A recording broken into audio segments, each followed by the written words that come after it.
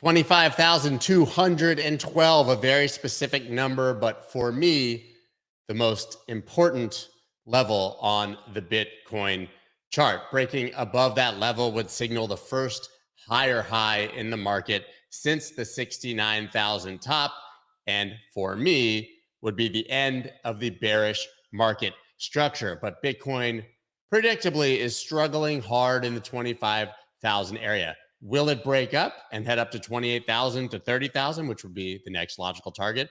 Or are we going to get rejected like most of you asking out the head cheerleader to prom and see prices go far lower? I have my opinions, and I have a master here to share his. CryptoBirb, of course. Although in October, I was practicing his name, Ejin Zunchik. I can't really do it, but because I'm not Polish. But I think that was pretty good, to be quite honest. Now he uses his real name. You guys don't want to miss this. Let's go. Let's go.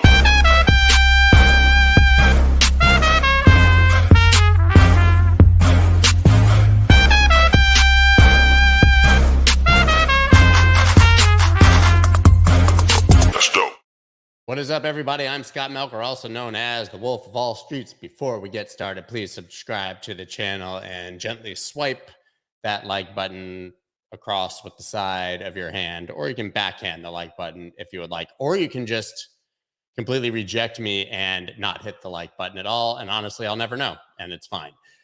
As I said, I've got one of my favorite guests here today. First, I got to tell you that we're sponsored by Prime XBT. You guys know all about that. We've talked about it a million times. But I've got one of my favorite guests here, of course, my friend CryptoBirb. And I don't really want to waste time talking about other things because we've only got limited time here on this earth, and I want to spend it talking to my friend. What's up, man? How are you?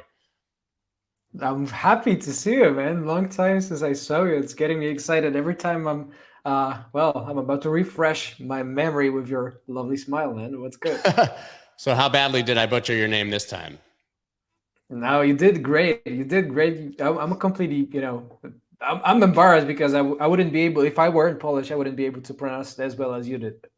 I'm a lot of practice. I think I probably said your name 400 times in October when we were in Vegas, right? Zunchik. Yeah. And you did so great, and that was such a good time. I had a blast at that. Polish names not that easy to pronounce for Americans who only speak one language, to be quite honest with you. So let's talk about the market. You obviously heard what I said in the introduction. I don't know if you even generally agree with the levels or if you have a completely different thought. If you want to share your screen, share some charts, of course, we can do that. But, I'd love for you to at least lay out the case for what you're looking at this exact moment. Makes sense. Let me share a couple of screen ideas, if that's fine. I'll just jump in real quick immediately, starting off with a tweet that I posted freshly. Actually, it was today, like 15 hours ago. Can you let me know when you see it? Yeah, it's up. Cool. So to start it, I would love to refer to something that can be an observation, and in my opinion, is a fact. Right, technical analysis is often subjective. However, there are some objective truths in this as well, right? So it's some wild speculation based on that can be subjective, and everybody could have their own opinion, and regardless they trade of it or not, it's completely different story. Having an opinion and speculating about the markets and trading and investing can be two separate things, which is something that I do in practice and preach. And the very first point that I wanted to make as an observation is that we are looking at a trend, and not a correction, right? That's exactly what I stated my tweet with, and I'm showing off this tweet basically because it's a nice kind of like a short summary of what I'm basically thinking right now. So after we've seen so much of the persistence, for the first time ever since 2021, as a matter of fact, this makes me more and more convinced technically, from the technical standpoint, that we are looking at an actual trend and not a correction, right? So there's a differentiation between the trends and corrections. In the bullish trends, because trends are fractals, they kind of like they're infinitely self-complex, right? Whenever there is, like, let's say, Like a example of a self-complex structure of a fractal is, for instance, a sea coastline, for instance, right? When you kind of like zoom it out on the map, it's going to be probably more like a solid line. However, the closer we get, the more shattered it's going to be at the edges, right? And the more you zoom it in those shattered kind of like ideas, it's going to be even more shattered and irregular. So that's exactly the same things that happen in many natural phenomena. And when you look at it, the trends could be represented, the primary trends of the bull market and the bear market lines, in the primary context. And as a matter of fact, those trends consist of smaller tides and smaller waves, right? As in the primary trends, the bull market or the bear market narratives, dominant tendencies can be consisting of the secondary waves and tides. And there you would have so-called motive waves, as Elliott wave practitioners would tell you, motive waves or impulse waves going in the direction of the primary trend, which would be interrupted by the secondary corrections, corrective waves, if you will, right? So same way in the bull market as in the bear market. Before I continue, I apparently need to go on and open my door to my wife because she forgot the key. I'll be right back, baby. Okay? No problem. I'll share my charts while you're doing that. Go open the door. Go. See, we lost Burb. He's going to open the door, but now he became a brain. I want to at least show you guys the premise of my idea at 225.12. And I see his level actually is slightly higher, and I agree with that one in a different manner. That's this 25.401 right here. But guys, if you're looking, here's the market structure we're talking about, right? High, low, lower high, lower low, lower high, lower low, lower high, lower low. That's why, to me, 25.12, getting rid of that line, which is, by the way, where we have the 50 and 200 MAs both on the weekly, that's why getting above that would break this trend of lower highs and lower lows, which was a break in bear market structure. So yes, I also agree with the line he has on his chart, though, which I've had before. But that one is more of an important resistance to break to me, because it was what I believe would have been the lows of, that's that May low before the June low, key level. But significance for market structure isn't there, which is why I've chosen the other one. But do you want to bring your chart back up? Yes. I'll add you That's back. right. Did your lovely wife make it into the house now? Yes, she did. She typically would take a key, however, and nobody's perfect. I don't know. let's figure out. Flynn's Arcade says, "LOL, she forgot the key, or he didn't gave her the key. Not your key, not your door. Not your key, not your house." Yeah, exactly. Oh man. Yeah, so back to the complexity of the trends, right? The primary trends consist of secondary corrective waves and impulse waves and the corrective waves. And those secondary waves and tides consist of some local tertiary fluctuations, right? That are typically consisting of noise, so those noises barely ever tradable. It's mean reverting. It's kind of like not persistence in nature. So what I want to say and differentiate and make this observation is that for the first time in over, 2 years, or year and a half, if you will, we've started trending up consistently, right? And this could be interpreted in a couple of ways. First of all, we got this decent kind of like a fake breakout on the bottom, right? Which put in the cycle truth. Of course, it came about with the FTX kind of like collapse. And we all know and remember, God knows actually how many people got hurt on that, which was terrible accident. And this is what typically puts in the bottoms, right? Those kind of like historical breakthroughs, some black swans, if you will, that give specificity to a given market, right? It was not kind of like a global market bottom per se, right? The stocks bottomed out in October, which was a historical kind of like a month for bottoming out for stocks either right? Crypto bottom came in early November, and about a year after the bear market started. So it was also a funny coincidence. And ever since we've kind of like, got this moment of chop, somewhere below like 20K. However, ever since the $20,000 breakout, this 200-day moving average here, in this case, it's actually, of my custom indicator of the Berbigutor Pro. So it's called the baseline, it's an average hybrid kind of like moving average. It's not a simple moving average. However, it's tracking very closely, and it's more sensitive to the breakthroughs and reversals. And what it does, it's trending up persistently, right? Which is, this persistence is the key word. I keep repeating over and over this word and this frame, mainly because this is what typically differentiates the correction versus the trend. So we're looking at a persistent move up, right? And this persistency is key because well, not only we kind of like did manage to put in this fake bottom, and well, not so much of a fake bottom, but fake pattern, fake breakout. And every single failed breakout, again, we name it, specialist breakout, false breakout, fake out, whatever you name that, it typically kind of like tilts outside of a given resistance and hides back below it. Or if it regards a bottom, it breaks the support, making and triggering the sell signals for many traders and trapping them when the market hides back inside the range above the broken support. So this is typically a little bit of a confirmation on its own and of its own for the market to change the direction, change the shift. We got this on the peak and we got this on the bottom, right? So typically, most of the reversals, let's say if you give a head and shoulders pattern, right, which has a right shoulder and a left shoulder, it's going to be a form of this fake breakout as well. So the reversals are in the fake breakouts typically. Then after this fake breakout, we got to see this persistent move up, which was followed first of all by the successful break above this 200-day kind of like moving average composite, and at the same time, it's consistently moving up. It's this consistency is what makes me more and more convinced, that this is a real thing. So there are a couple of ways to confirm the breakout to be real as well from the technical standpoint, right? So it's first of all about the price distance that it travels. We know that when there is a breakout and it kind of like, just not stays right above the broken level, which typically is represented by noise, but it actually travels further and higher with a follow through. This price distance, is what, well, expressed into percentages, is what often makes and gives convincing evidence, for the breakout to be real.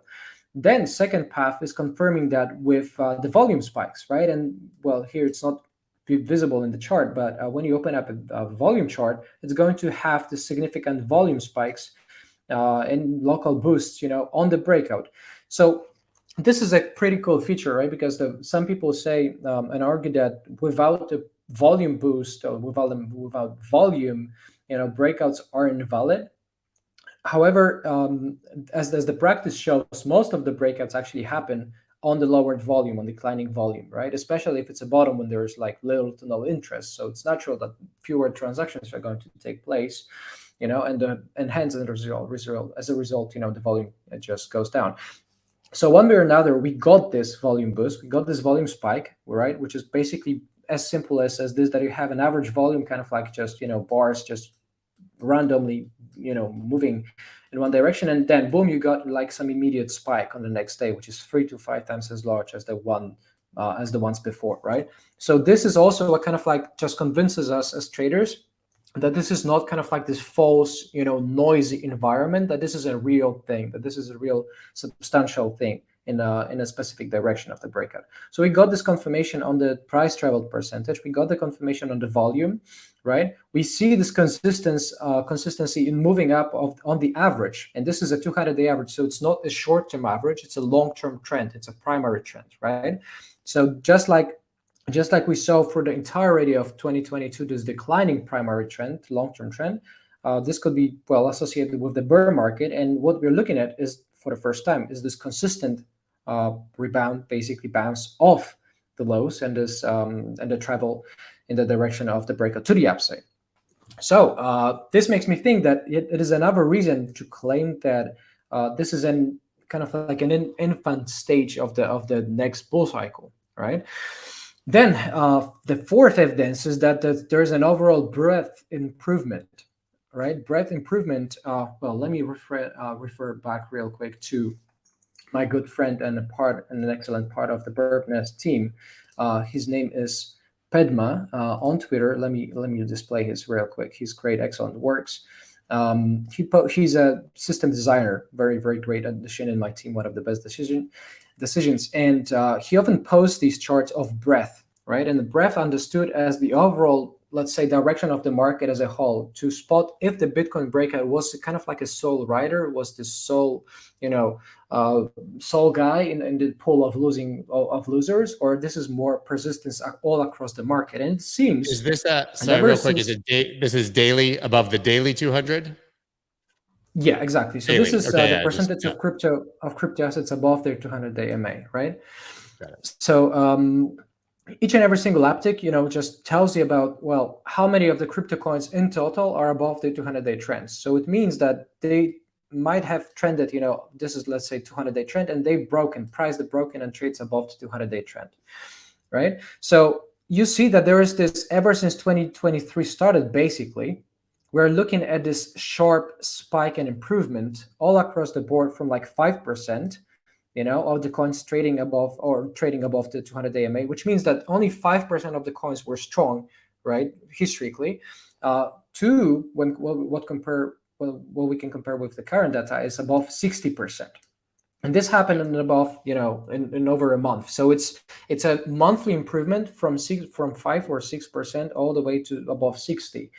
So this confirms that this market, the crypto market, got this injection and an influx of the demand of the bullishness all across the board. So Bitcoin is not just an outlier. It's not that kind of like one thing in a while that happens. It's an overall like a awakening, the way I put it this way, if it makes sense. So we got the confirmation from the breadth, and finally, when we kind of like zoom it in, to the bottom of the chart, I've overlaid, the ATR, which is the average true range, which basically takes a measure of volatility, right? Which kind of like takes, by the average measure, it takes the 14 last periods, 14 last days per this time frame, and measures the very peak and the very bottom of a range within that period of the past 14 days, let's say. And whatever kind of like gives the weeks, or whichever the biggest spread is between the top and the low, it takes it as a point of the ATR, of the average true range. And this is all put simply, of course.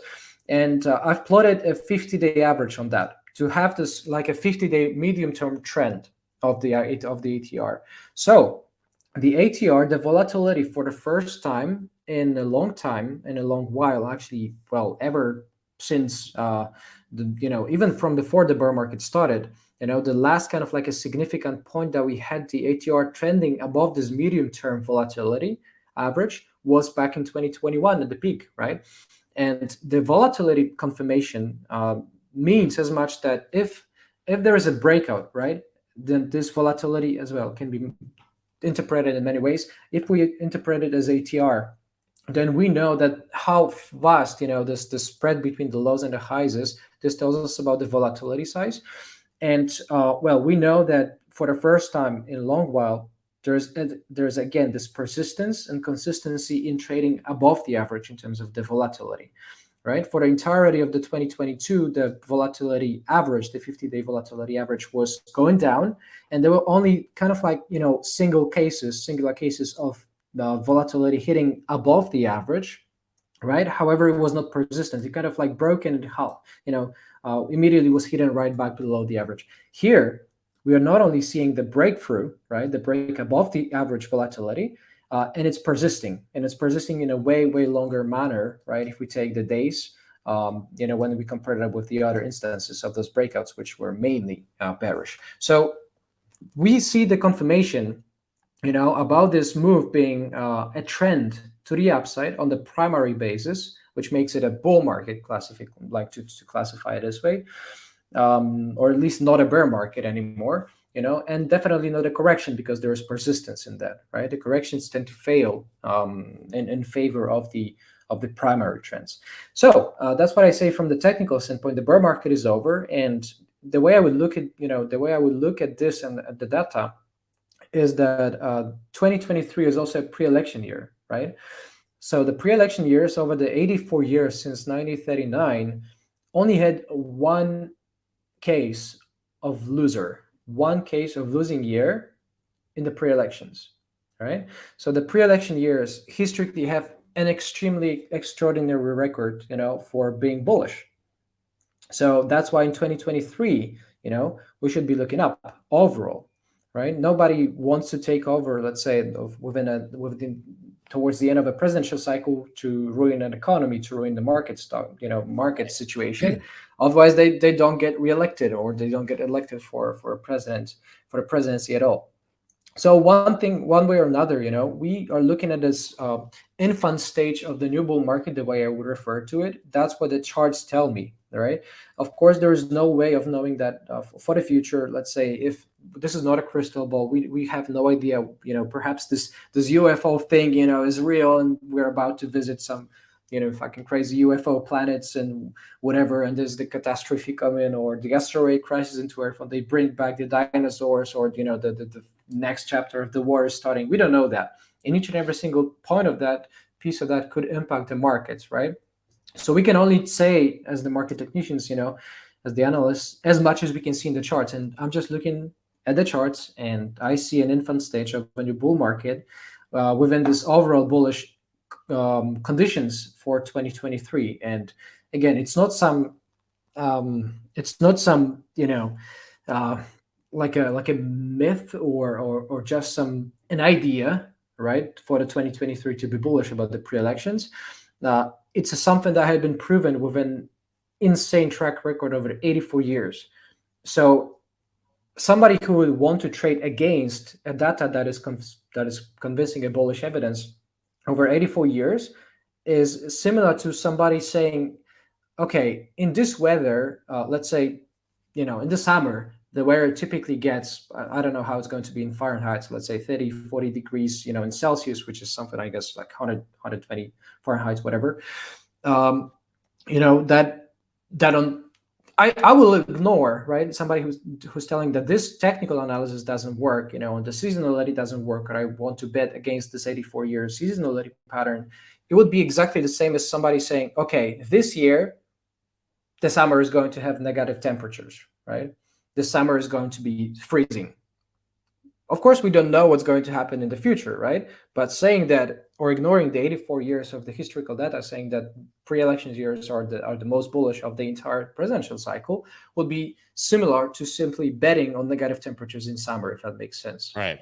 Yeah, it's a perfect analogy. So I guess then I think we all kind of, well, I agree that we're starting a bull trend, although for me, I don't have the confirmation yet, but we do have if I share my chart, I guess, if we're looking at MAs, and obviously you have an indicator that's effectively compressing the MAs, right? But I mean, on the daily, the 100 is pointing up, the 50 is very steep, and the 200 is rolling over up. So those are, if you're an MA trader, it's a very clear change in the trend, as you said. I just, at this moment, like zooming in, 25,000 is a very tough nut to crack, right? And I find it a bit mixed as to looking at it when I zoom in, right? Because on the daily, I obviously always look at divergences with RSI. I just have forever.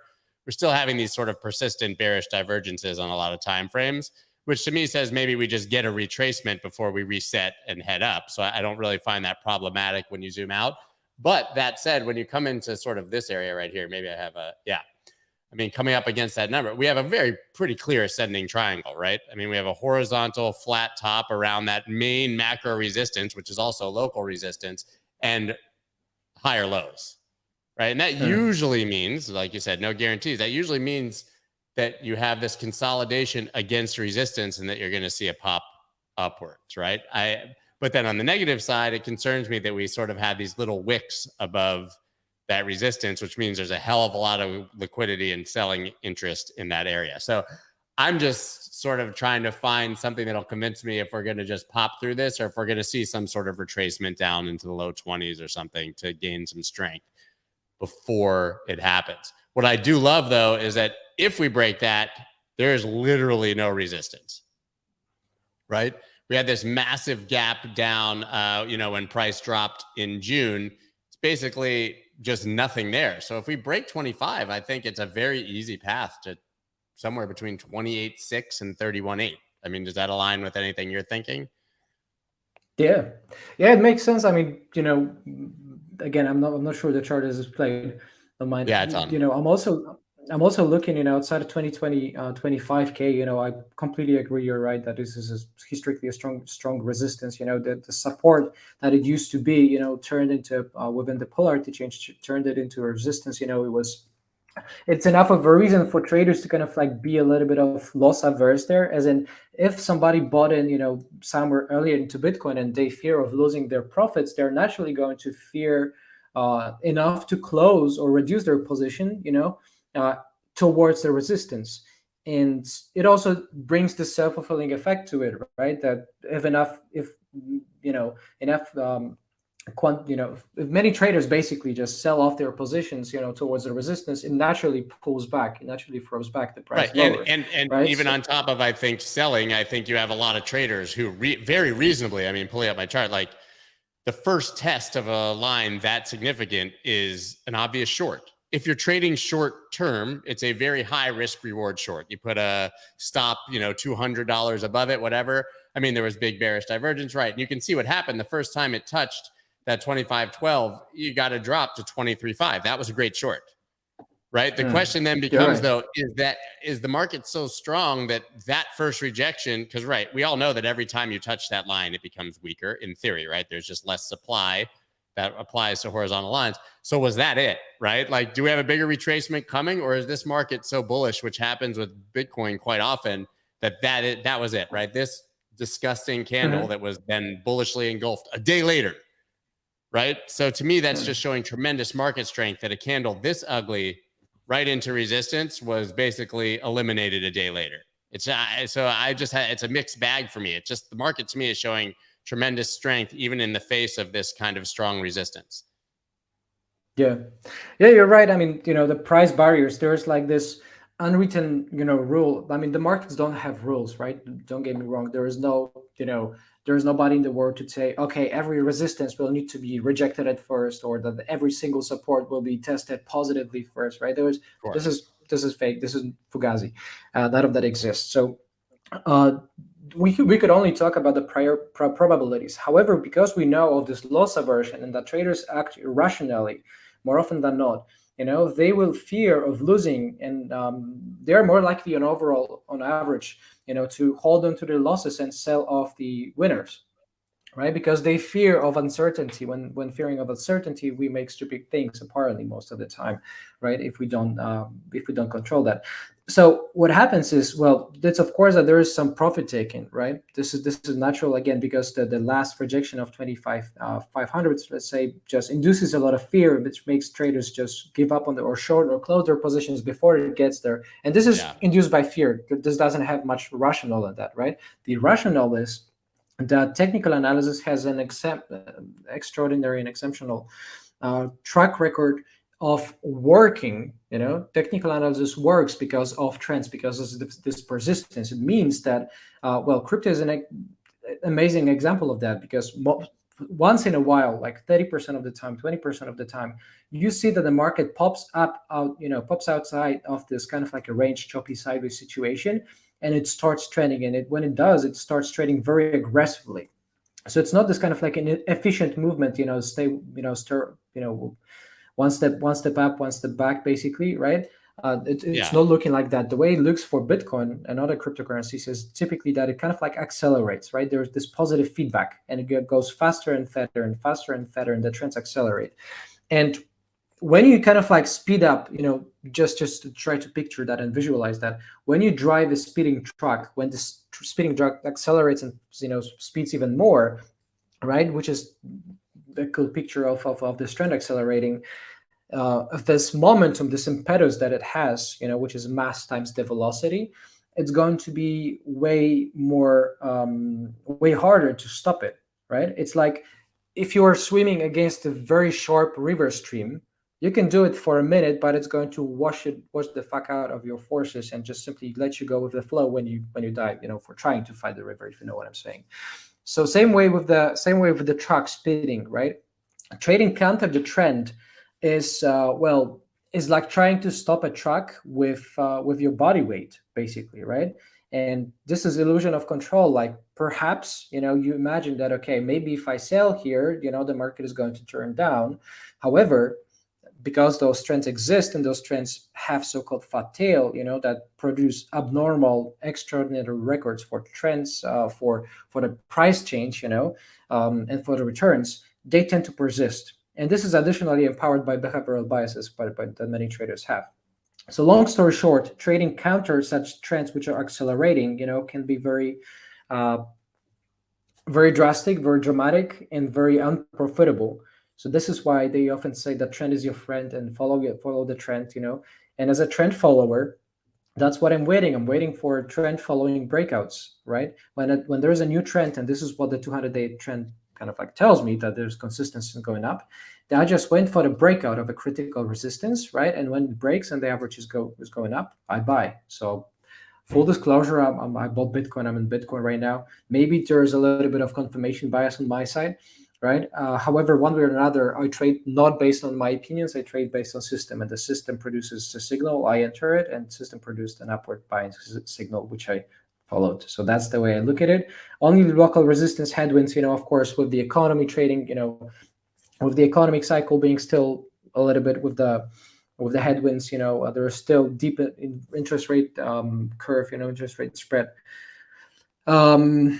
Inverted yield curve, so-called, in the deepest inversion since 1980s. So the economy is not fully out of the woods. Just maybe there is a chance that if managed well, the monetary policy will not cause a recession or some harsh, severe recession. We may still feel, this recessive effects overall, right? Of course, the inflation is still yet to be tamed. We know about further upcoming rate hikes coming by the Fed, So I would overall expect this lower half, the first half of the year, knowing the seasonal pattern favorable for the quarter four. We're typically, September low. September is the worst month of the year, followed by bullish recovery in the October, November, December. So I would personally be voting for kind of like a probably sell and may go away thing pattern, slower quarter three, more sideways and more corrective, followed by stronger and sharper bullish tendency, and further recovery towards the end of the year, and as we approach the halving, which historically had been also a good indication of increasing the scarcity and then fundamental value aligning with the technicals of it. Yeah, I literally made this chart yesterday while we were talking macro, just as an illustration, just sort of what you're talking about. The blue is the yield curve. So anytime, obviously, it drops below zero there, that's the inversion. Then Fed pivots based on Fed funding rate are the red, and the black is the S&P, right? So you can see that you always get the yield curve inversion, then you get the Fed pivot, which we haven't even had yet, then you get the stock market bottom. Right. So that aligns very well with sort of what you're saying about May, because right now we're at the yield curve inversion. The market can still go up. When the Fed pivots, maybe that's when the stock market comes back down in the third quarter, like you're talking about, and corrects. And then we really start to resume on the way back up. That actually aligns quite well. I guess then the question becomes, does that mean that Bitcoin has to do the same thing? Because it has been correlated basically, since the market crash on the downside, everything correlates. But historically, Bitcoin's had a lot of periods with a major lack of correlation. You have to imagine eventually it doesn't just trade like every other risk asset, right? That it decorrelates. So could we see this in stocks, but then just see Bitcoin sort of either consolidate sideways rather than putting in new lows?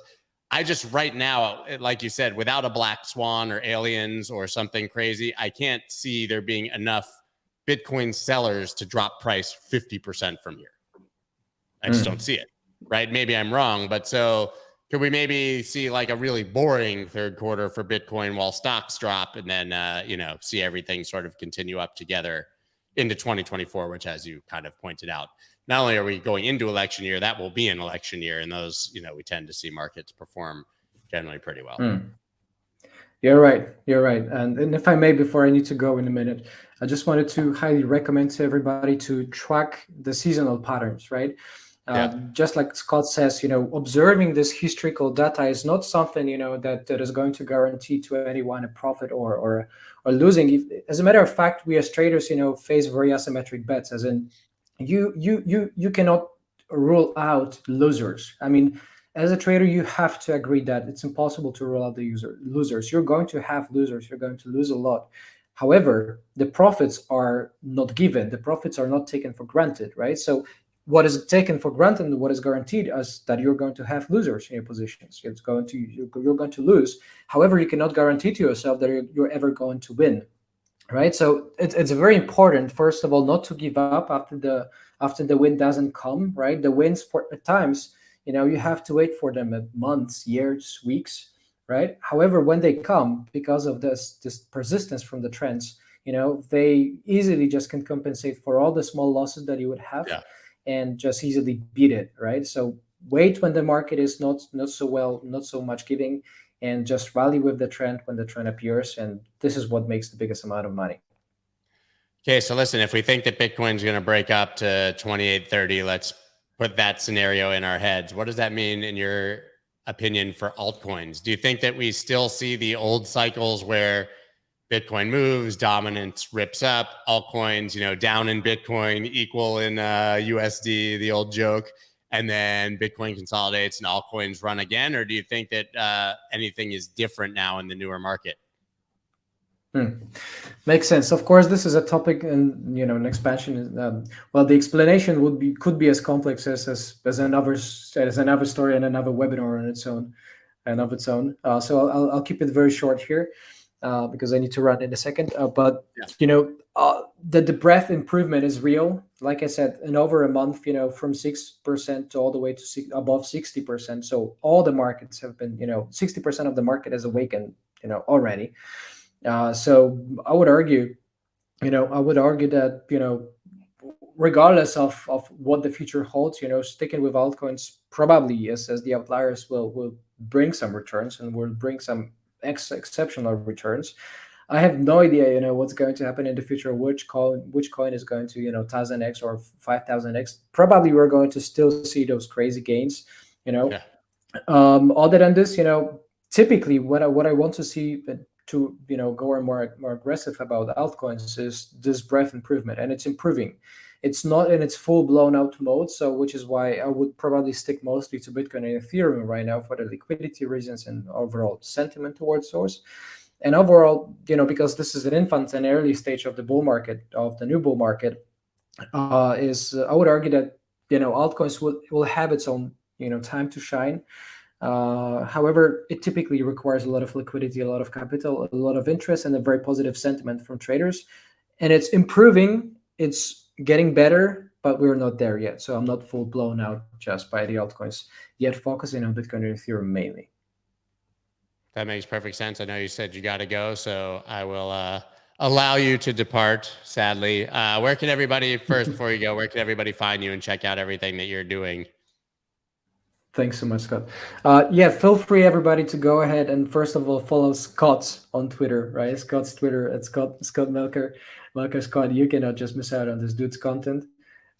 Excellent guy, excellent friend to me, and that's the best recommendation I want to give from my I'll take it. side to everybody watching that. That's the promo I wanted to give today. Okay, but also crypto_burb guys on Twitter, and of course the Burb Nest and everything that he has going on. You have a serious operation going over there. I'm always impressed by how many incredible analysts and how much information you churn out. Just really mind blowing and inspiring. So guys, everybody follow CryptoBirb, Adrian Zunchik. Thank you for joining once again. We'll see you very soon. You're the best, Scott. Thank you. God bless you all. Cheers. Bye-bye. All right, guys, that's all we got for today. Basically, looking over your comments over here. What do we got?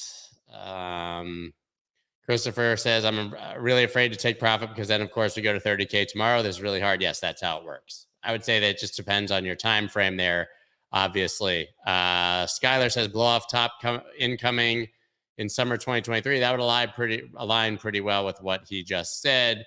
Scrolling down. Burb, thanks, Scott Rocks. Dez, I saw everybody was looking for you at the beginning of the chat. They were like, where's Dez? What's going on?